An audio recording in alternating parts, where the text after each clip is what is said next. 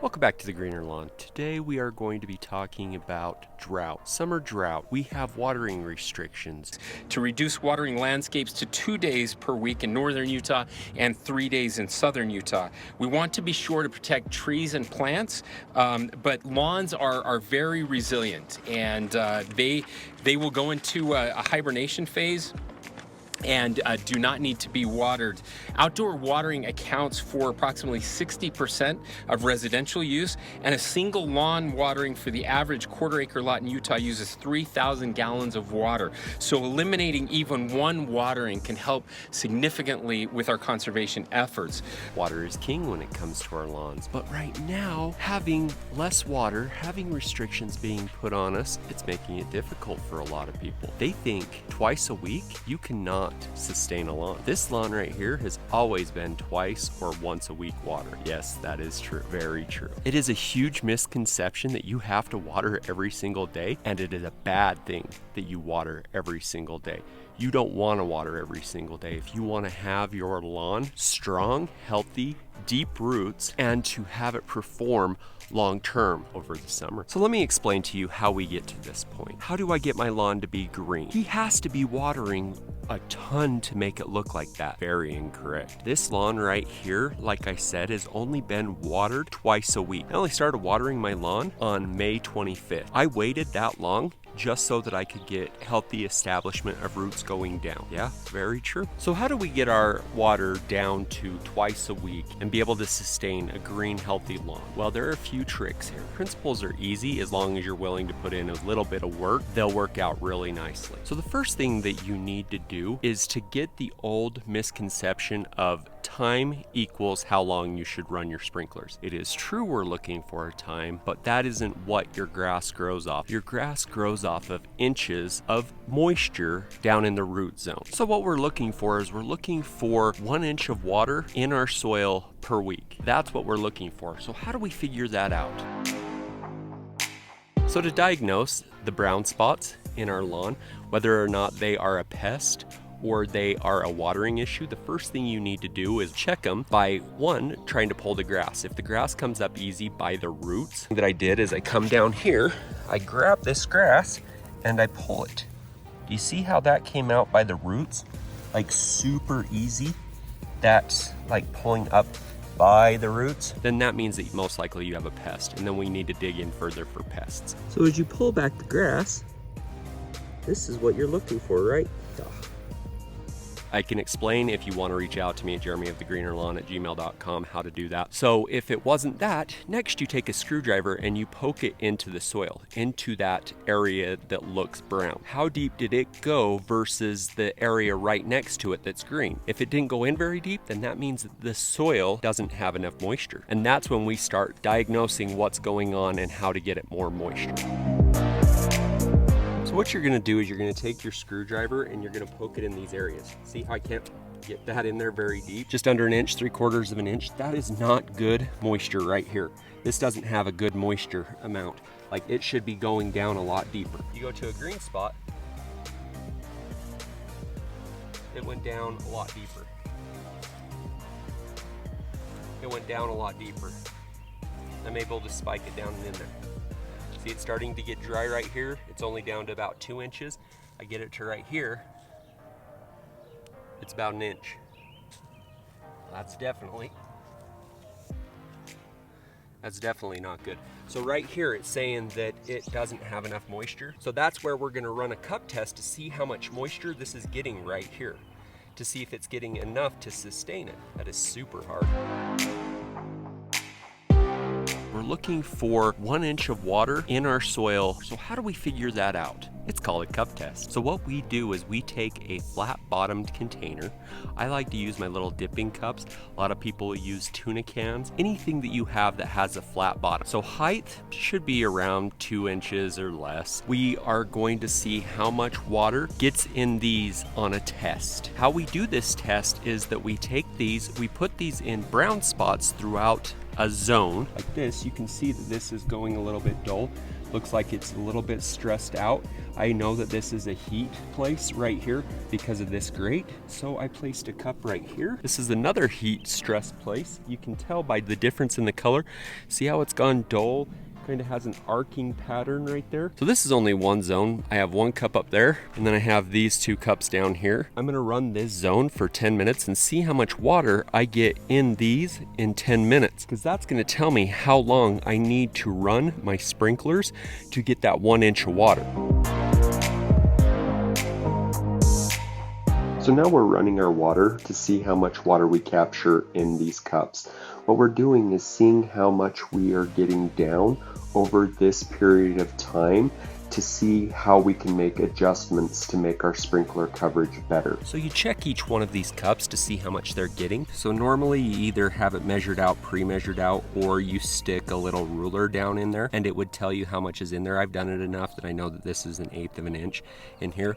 So the way that you know now is that I need to water 80 minutes for 1/8 of an inch per week here. This is my weak spot. It has the dry patch, as you can see. And so with this being the dry area right here, I have to water to this piece right here. So this is 80 minutes a week. That's what this cup test is going to tell you. I just now know exactly how much water my weak spot's getting. Now I adjust sprinklers to my weak spot. So this one by the grate right here, it got 1/4 of an inch, as you can see. It's definitely got enough. I'm at 1/4 of an inch on this, so I know that this is getting enough water right here. So this dry spot, what has happened here is it's gone hydrophobic, so it's repelling water. So in these areas that haven't been getting a lot of water coverage, some of them are starting to show the signs of hydrophobic soil. What that is that it's getting plenty of water. Like I said, this one got 1/4 of an inch, but it's still showing a brown patch. But it's just not getting moisture down deep.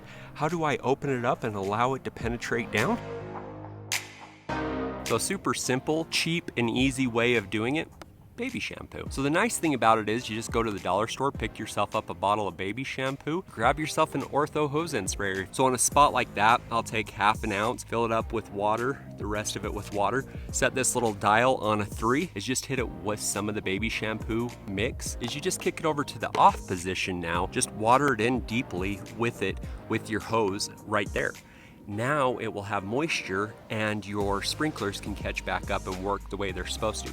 You don't have to run your sprinkler everywhere and use extra water over the whole area when you can just hurry up and hit it with this little cheap trick.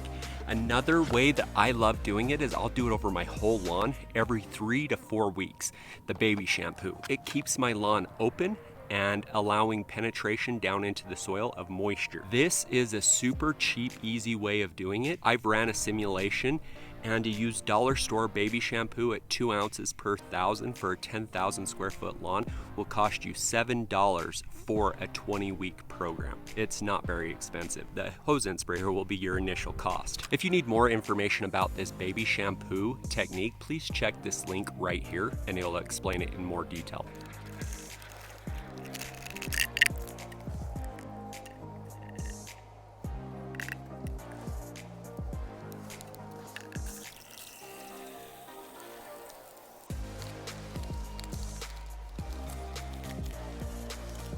Take and either put it on the shower or the bird beak setting, whichever one you like the best. And like I said, it really doesn't take much in this area to get it opened up. That little bit of a spray right there will definitely open it up. Now I can just flip this over to the off position and water this in. Remember, we want about 1/2 inch in the soil right here. 1/2 inch will get us about 3 to 6 inches deep into the soil. What this baby shampoo is it's a surfactant. Surfactants get in there and they'll break up the bond that has been caused at the top of the soil that makes our soils go hydrophobic. It repels water. It doesn't let it go down. It stays beaded up at the top. It'll puddle up. This is what will break that bond and allow water to penetrate down and in.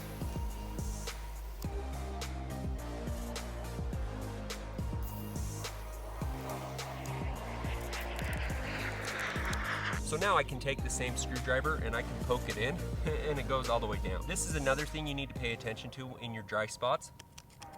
Can you hear that? It's hitting something right here. There's something hard in my soil right here, whether it's a rock, it's a piece of debris, it's something that will cause our soil, our grass to look bad because it will generate heat close to the top of the root zone and it will not let the roots go deep. So it's a matter of finding out what's here, if it continues to cause a problem, and dig this piece out. But overall, it has definitely gotten a lot better in this area. Like where that hard pieces aren't at, I can definitely get this down and in the soil a lot better now.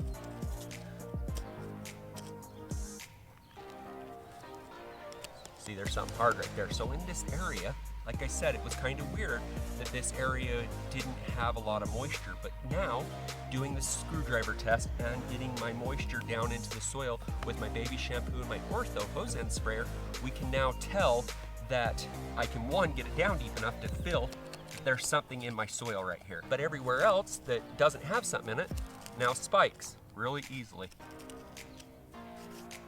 Super easy, because we got moisture down in it. It's that simplistic. Instead of having to run your sprinklers so that you're wasting water in places that already have green, just go ahead and get your baby shampoo, your ortho hose end sprayer, and get it sprayed.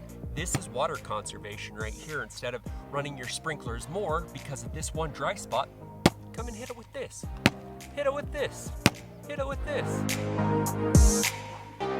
So what time of day should you be watering? You should be looking at watering from 2 a.m. till 10 a.m. The reason why is because, one, if you're watering during the middle of the day, you're going to have a lot of evaporation. The water's not going to end up where you want it to be. So we do not want to water when it's going to evaporate super quickly. We want it down in our soil. Second reason why we start at 2 a.m. is because that's when the water is going to cause the least amount of fungus issues. If you are watering at night when temperatures are going down, fungus thrive in those situations and you will cause more fungus issues. So you need to look at watering from 2 a.m. to 10 a.m. So one of the best ways to water is to water deeply and infrequently. So even when we're not having water shortages and issues with watering, definitely watering infrequently, which means maybe 3, 2, or even 1 time a week, but we're getting that 1 inch of water in. How do we do it? Well, the easiest way is to cycle it. So you run one zone for 10, 15 minutes at a time, go to the next zone, go to the next zone, go to the next zone. And then when you're done with all those zones, start at the first zone again. Give it another 10 to 15 minutes until you get done with all the time that you need. What the cycling does is it helps it penetrate down into the soil without running off, because it will hit a saturation level and it will stop taking water at some point. And that's why we only do it at small increments, and then we go back to it after it has penetrated and it's ready for more moisture. So you've adjusted your sprinklers and you've adjusted everything the best you can, but you can't make everything even. Some spots are a little bit off. What is it that you can do in these spots? Is there anything that can assist you? Well, yes, there is. If you would like to bring your watering down where you only need up to 1/2 inch of water, check out this video right here. This is about hydrotane. What hydrotane does is it grabs moisture down in the soil level and it holds it instead of letting it evaporate out of the soil for our grass. This video will definitely explain more about it. I'll leave it down in the links below so you can check it out. But if you're looking to save water and water less and still have a green lawn, hydrotane really assists with that. So the reasons why you'd want to use hydrotane is if you don't have a sprinkler system. If you have a sprinkler system and they charge you per gallon, or you just want to supplement your in-between waterings so you don't use as much water, those are definitely all reasons to use it. Check hydrotane out. Another tip to making your lawn healthier and be more established and stay green longer in the summertime when it's hot outside is to grow it up longer. The longer the blade is, the more amount of moisture it can retain down in the root zone. It allows more moisture to stay down where it matters, down in the soil. It helps it out. So being a longer grass during the summer will definitely help the water and the evaporation go down quite a bit. It is better to be longer, up around 4 inches or longer during the summer months if you want to retain water and moisture. So some tips to get us to twice a week watering. One of the biggest things that you need to do is to check your filters. One, you check your filters inside of your sprinklers. If you have pop-ups, they're going to have these little filters down inside the sprinkler. They're going to be inside the little riser. They sit right here. The head sits right on top of it, screws on. Take that out, check that out. See that dirtiness right there? That can be blocking the water flow that's coming into these heads. So definitely just take some water in a bowl and rinse these out and then place them back in. Next tip, on the top of it, you can see those alignment marks. Make sure that those alignment marks are pointing at where you want them to point. Because all you have to do is just turn it and you can see those alignment marks move. And so make sure that those are all pointing in the direction that you want them to point in. Another tip is to keep your inline filter from where it's coming in from the street. This inline filter right here, as long as you can keep it clean and make sure there's no debris blocking your filter, it'll work really well. Way to keep it from going downline is to get a smaller micron filter for the inside of it. Usually don't come with the smaller filters because they clog up quicker. They have to maintenance them a little bit more frequently, but definitely paying attention to these inline filters if you have one on your system. Most culinary systems do not have one of these. A good thing to do is to check your pressure at a pressure regulator. A lot of systems will have a pressure regulator, and make sure that your pressure is right around 65 psi. So you can do your part by just making some small changes. Doesn't have to be anything big. It does take a little bit of work to get yourself to twice a week or once a week watering, but what it is just finding out that 1 inch of water and getting that 1 inch of water in everywhere and supplementing those areas that isn't getting that very easily. If you need a little help accomplishing that 1 inch of water down in your lawn, take a look at Hydrotane. Hydrotane does assist. It helps up to 50% of that. So you could use up to ½ an inch and still get your full inch using that Hydrotane.